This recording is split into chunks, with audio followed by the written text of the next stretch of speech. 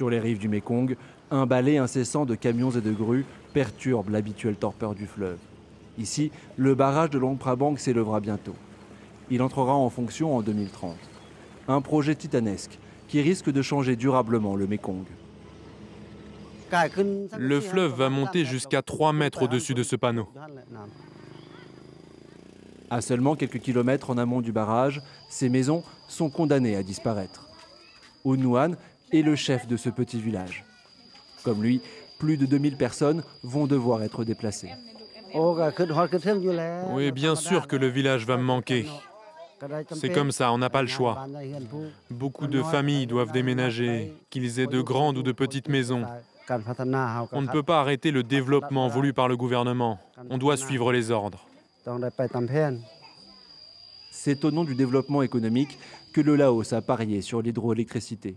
Le pays a l'ambition de devenir la pile électrique de la région. En 15 ans, 78 barrages ont été construits sur le Mékong et ses affluents. Mais ce projet, mené par un consortium vietnamo-thaïlandais, suscite de nombreuses controverses. La grande majorité de l'électricité produite ne sera pas destinée à la population du Laos. Elle sera exportée vers les pays voisins. Aujourd'hui, les exportations d'électricité représentent déjà 10% du PIB. Des rentrées d'argent indispensables pour ce pays, le plus pauvre de la région.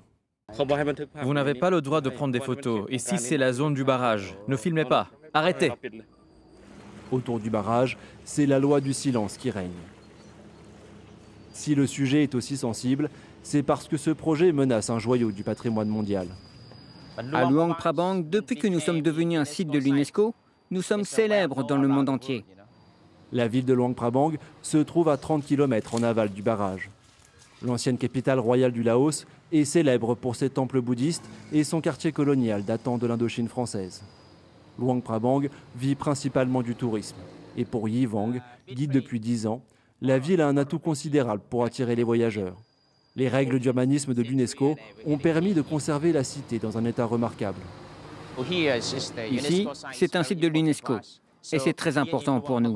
À Luang Prabang, nous n'avons que des maisons d'1 ou 2 étages et on ne peut pas construire des bâtiments plus hauts grâce à l'UNESCO.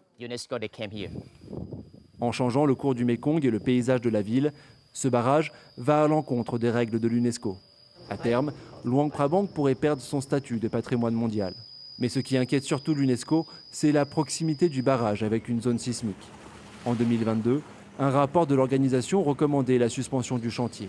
Un conseil ignoré par le gouvernement. Pakou, un des lieux sacrés du bouddhisme laotien, est à seulement 1 kilomètre du barrage. Alors, tout le monde ici se rappelle l'accident de Tapei.